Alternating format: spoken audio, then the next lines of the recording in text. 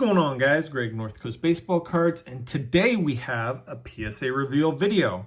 I'm very excited to share this with you. The cards have been gone for a very long time, and I am very happy they have finally made their way back to me. World Series talk. Looks like the Braves are one step closer. So congrats to Adam's Card Closet, an avid Atlanta fan. I know you guys are hoping they can close it out over the next few days. So yeah, they look good. So this is a modern order of cards from the years 1990 to the early 2000s. We have 22 cards in total. Each card costed $12 to get graded from PSA. So RIP to those days. If they do open bulk submission up again, I doubt it'll be anywhere under $20, $25 a card. So this order arrived at PSA on November 19th of 2020, entered in their system on February 5th, 2021, and delivered to my doorstep October 30th. So almost 11 and a half months. A lot can change with card values in 11 and a half months. So I do look at the grades when they get here. I'm too excited. I can't help myself, but I don't look at them on the website before. So this isn't a blind reveal at all.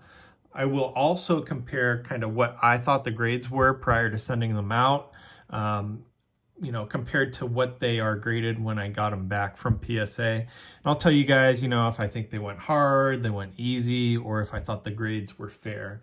Usually with PSA, I think the grades are fair. I know other people have had different experiences with that. So my goal with Modern is to get an 80% PSA 9 rate. Modern, in my opinion, is the hardest era to get graded. When I compare it, when I send off ultra modern cards, my goal is 80% gem mint rate. So there are a few PC cards in here that won't grade above a 9, and so I kind of remove those from the totals. Barry Bonds, PC cards, and there is another card I took out of the order already. It is a PSA 9, but it's a gift for someone who watches the channel. It's kind of a goofy gift, why I got this card graded, so I don't want them to see it ahead of time. So all right, let's get in this. And like all cards are for sale except for the Barry Bonds cards or PC cards. So let's start off with 1990. So we got two Larry Walker 1990 Leaf rookies. I predicted they would come back PSA 9s. And we got 1/9. And we have a second 9. I think there's some back corner and maybe some surface areas. Yeah, I can see the whitening right there in that corner. So yeah, they came back what I thought they would. So next up, we have two of the Frank Thomas 1990 Leaf rookies. I have one expecting a PSA 9, and then one I put 9.5. That's where I kind of think they're going to gem, but with modern cards, I get very, they can surprise me. So first one we got a PSA 10. So this card in a 10, when I sent it out, was about $400 or $500. That's kind of when the market was kind of crazy. I think these have dropped down, but I believe these are around $250 to $300 in a PSA 10. So one of these just paid for my order. So thank you, Big Hurt. So the second one, we also have a PSA 10. So very nice. I do not know how this one got a 10. I believe it looks off center to me, but I could be wrong. Could be within that kind of, allowance. All right, next card, we have a 90 Leaf Sami Sosa rookie card. I had this I was leaning towards a 9, but was hoping it could get a 10. I was worried about the edges on this card. Came back a PSA 9. Next up, we have a 92 Tops Ken Griffey card. I had this as coming back as a 9.5, so thinking that it would be a 10. This did come back a PSA 10. And then I also have the gold winner version of this one. I had this one, let's see. I had this one, I was thinking it would come back a 10, but it came back a 9. So that's all right. And then the next one we have is another 1992 Topps Gold. This is Top Prospects card. I had it as a 10, and it's one of those gold winner cards. And it did come back a PSA 10. This one, I got this because it has Chipper Jones in it. And then I sent out 5 of the 1992 Fleer Ultra Griffey base cards.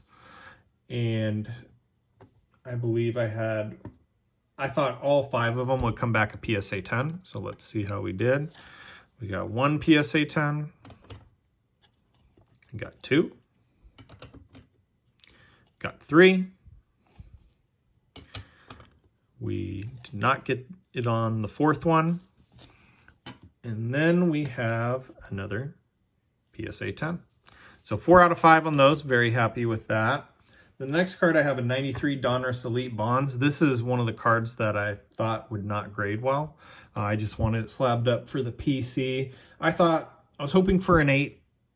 I thought it was a 7, and it came back a 6. So I know where they got me. I don't know if you can see that, but there's some fading on the top border. I think they dinged me there pretty well. Centering slightly off as well, but yeah, I mean, you look at the Pete Rose 6 compared to the Bond 6. I would think the Bonds was a little bit better condition. So another card that I wasn't expecting to come back a 9 or higher, I got this Barry Bonds Bowman's Best preview. It is off center, as you can tell, left to right, but beautiful card. Just wanted it slabbed up in the collection. Happy it came back an 8. All right, next up, see on my list what we had. I had this card coming back a 9, and it did. I saw some surface dimples on it, but this is a Mike Piazza from 96 Flair Diamond Cuts. Very cool insert.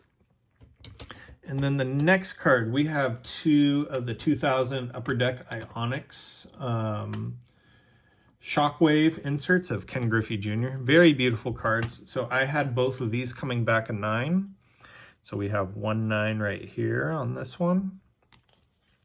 Very beautiful card. And then on the second one, we got a PSA 10. So very happy with that.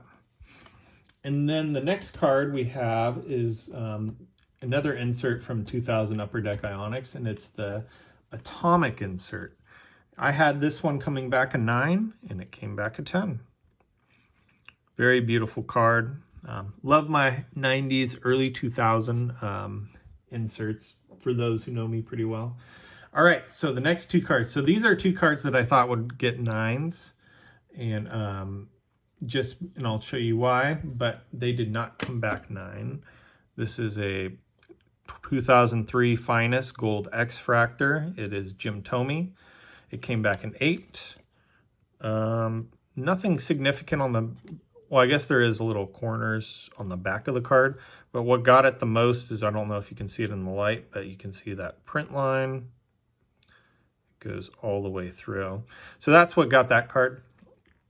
And then the final, actually, I'm going to stop it right here real quick. So each time we get some cards back, we do a giveaway.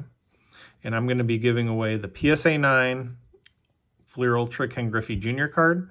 In order to be entered in the comments for this video, I want you to tell me what you think the lowest pop card is. So which card out of all these cards you think has the lowest amount of cards graded? And doing that in the comments will enter you in the giveaway. And so finally, the last card, beautiful card. I love this card. We got the gold Ichiro X-Fractor 2003 in a PSA 8. And similar to that, it has that print line right there. Very hard print line. Very clean on the back though. I thought it was in better condition than the Jim Thome, but so overall, we had a 50% gem rate. We had a 90% mint rate, which I was very happy for.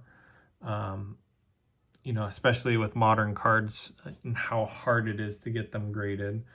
And so overall, I would say the grading was fair. There were a few cards that graded higher than I thought they would, and there's a few cards that they weren't as high as I thought they were going to be. But anyways, guys, thanks for hanging out with me, and I will catch you on the next one. Take care.